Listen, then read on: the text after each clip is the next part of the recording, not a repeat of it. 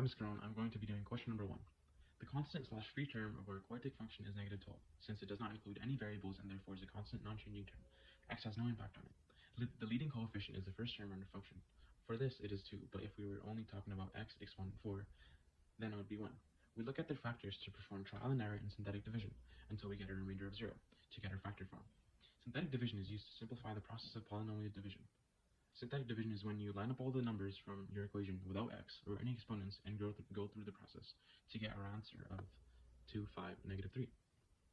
We repeat the process until we get a squared function. So we did it over here, and then we repeat the process again after testing again, and then until we get. Synthetic division is performed like this. You bring the 2 down, 2 multiplied by 2 is 4, negative 3 minus 4 is 1, 2 multiplied by 1 is 2, negative 15 minus 2 is negative 13, negative 13 multiplied by 2 is negative 26, 32 minus 26 is 6, and so forth. We use factor by grouping to get our fully factored form. So factor by grouping concludes a multiplied by c is equal to negative 6, and we use our b value over there. So x multiplied by x is equal to negative 6, and x plus x is equal to positive 5. And we factor them out to get 2x, x plus 3, negative 1, x plus 3.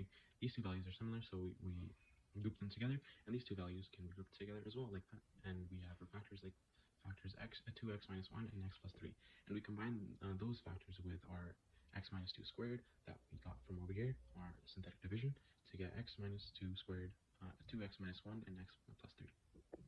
When you put each of our factors equal to 0, you will get our roots of the function when graphing. So roots are 2, 1 over 2, and negative 3. Roots are where our function either passes through or returns from the x-axis line. Our y-intercept is similar to the roots, but in this case, it is where our function passes through or returns from the y-axis. To find our y-intercept, we must input 0 as our x value in our original function, because we know that when x is 0, we will get the line will pass through our y-intercept. And also, I wanted to mention that when there's a squared, we look at the turning points. So when it's squared, our line will bounce off the x-axis. Maximum and minimum points. We use derivatives to find this. Derivatives are essential in calculus and represent the rate at which a function changes at any given point. The derivatives give us the slope of a tangent line to the function's graph at that point. Derivatives are done by derivative over derivative x multiplied by x exponent n is equal to nx exponent n minus 1, aka our power rule. After getting our first derivative, we need to make it into factored form to get our points for max and min. To make it into factor form, we again use synthetic division and get x minus 2 as our factor after performing trial and error. Now, we do something different. Since it is nearly impossible to find factors for our squared function, x, 8x squared, right here, we use the quadratic formula. Plug in our values and leave x minus 2 alone for now. So we plug in our values into our quadratic formula, a, b, and c, and we get x, we get two values of x. X is equal to 1.043 and x is equal to negative 1.918. Our maximum in this case is where our function returns back after crossing the x-axis, because we know that since we are working with polynomials, our domain is going to be negative infinity, comma infinity. Then we input our x's into our original function and get our y values, just like we did when we were getting our y-intercept.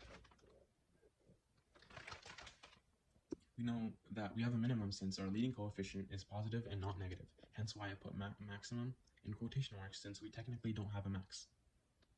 And here is how we got y for both. We inputted x, and we put an x over here into the original function, and we got our y value.